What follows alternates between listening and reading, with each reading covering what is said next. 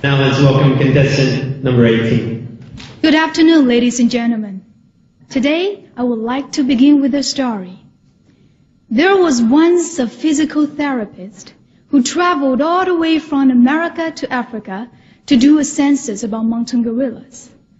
These gorillas are a main attraction to tourists from all over the world. This put them severely under threat of poaching and being put into the zoo. She went there out of curiosity, but what she saw strengthened her determination to devote her whole life to fighting for those beautiful creatures. She witnessed a scene taking us to a place we never imagined we've ever been, where in the very depth of the African rainforest, surrounded by trees, flowers, and butterflies, the mother gorillas cuddle their babies. Yes, that's a memorable scene in one of my favorite movies called Gorillas in the Mist, based on a true story of Mrs. Dinah Fossey, who spent most of her lifetime in Rwanda to protect the eco-environment there until the very end of her life. To me, the movie not only presents an unforgettable scene, but also acts as a timeless reminder that we should not develop the tourism industry at the cost of our eco-environment. Today we live in a world of prosperity, but still threatened by so many new problems. On the one hand, tourism, as one of the most promising industries in the 21st century, provides people with the great opportunity to see everything there is to see and to go any place there is to go. It has become a lifestyle for some people and has turned out to be the driving force in GDP growth. It has the magic to turn a backward town into a wonderland of prosperity. But on the other hand, many problems can occur. Natural scenes aren't natural anymore. Deforestation to heat lodges are devastating Nepal. Oil spills from tourist boats are polluting Antarctica. Tribal people are forsaking their native music and dress to listen to U2 on Walkman and wear Nike and Reeboks. All these appalling facts have brought us to the realization that we can no longer stand by and do nothing, because the very thought of it has been eroding our resources. Encouragingly, the explosive growth of global travel has put tourism again in the spotlight, which is why the United Nations has made 2002 the year of ecotourism. For the first time to world's attention, the benefit of tourism, but also its capacity to destroy our eco-environment. Now, every year, many local eco-environmental protection organizations are receiving donations, big notes, small notes, or even coins, from housewives, plumbers, ambulance drivers, salesmen, teachers, children, and invalids. Some of them cannot afford to send the money, but they do. These are the ones who drive the cab, who nurse in the hospital, who are suffering from the ecological damage in their neighborhood. Why? Because they care.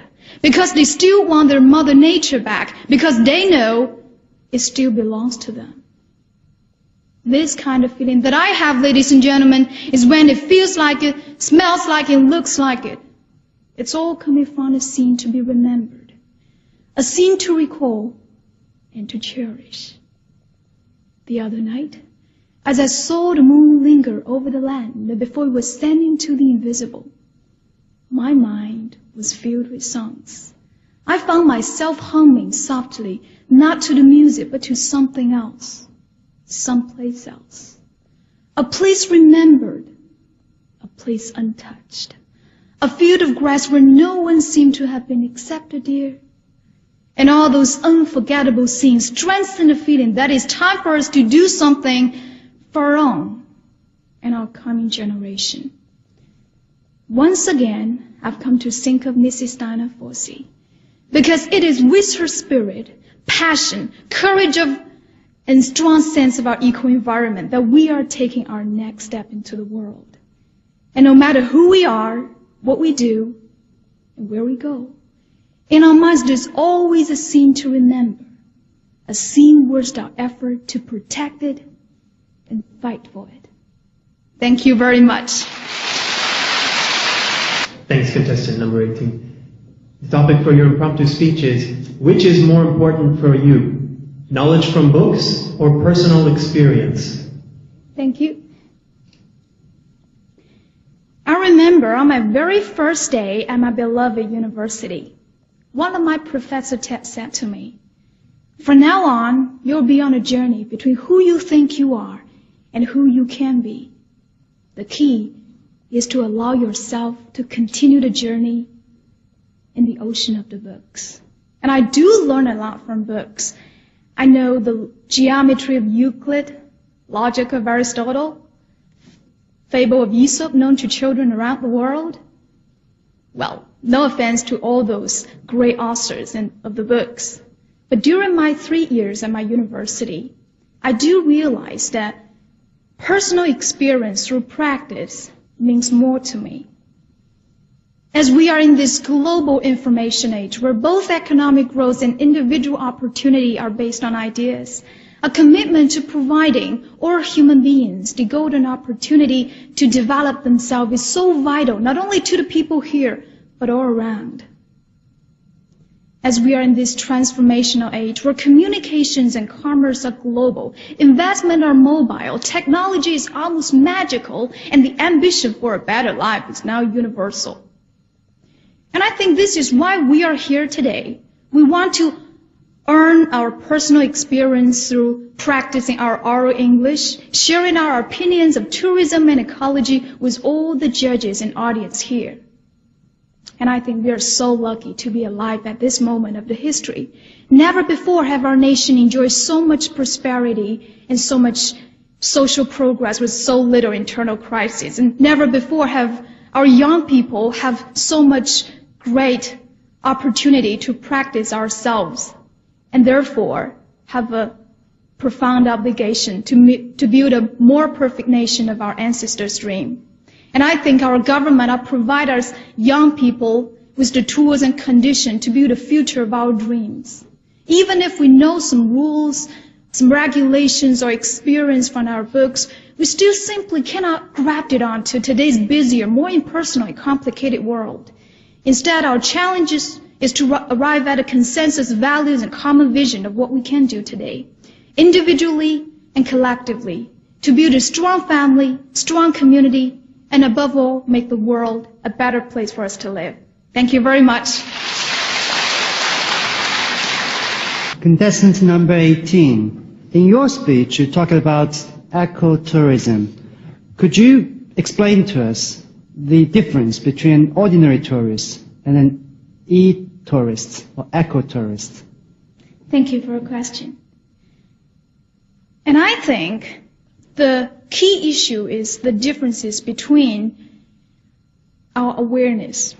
For example, if you want to go to a place to have a trip, enjoy your trip, and I think before you get on board, get on the bus, you can have the awareness that I'm not a polluter, but an environment keeper.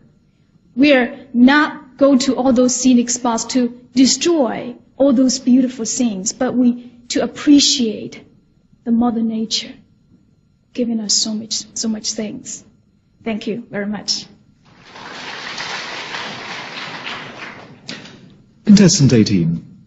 Now that information technology is becoming more and more accessible to people in China, do you think books will become less and less important? Well, I think maybe I don't think that all those technologies can replace the importance of books. We're in our modern village where so many new industries, IT industries, tourism industries crop up every day. And this brave new world seems a little bit dehumanizing and inhospitable to a lot of people. The world can no longer be defined as a place on a map or list of people or organizations. But I think the true value, the essence of our village remains the same. It is the network of values, relationships that support our lives. And we can learn those things from our books, because books is the very first beginning stage of what we learn. Thank you very much. I'd like to ask you a question about your prepared speech, please. You mentioned that the UN has declared the year 2002, I think it was, the year of ecotourism. Do you think that such gestures really serve a purpose? And I think one of my teachers said to me when I prepare my prepared speech, and he tell me that if we pay more attention to something like environmental protection or ecotourism, it is better for us to bear it in mind. We should learn something in our hearts. We should have something about the awareness about how to pay more respect to our environment. Not to talk about something orally, but to bear something in our hearts, follow our hearts. Our environment can be better. Thank you very much.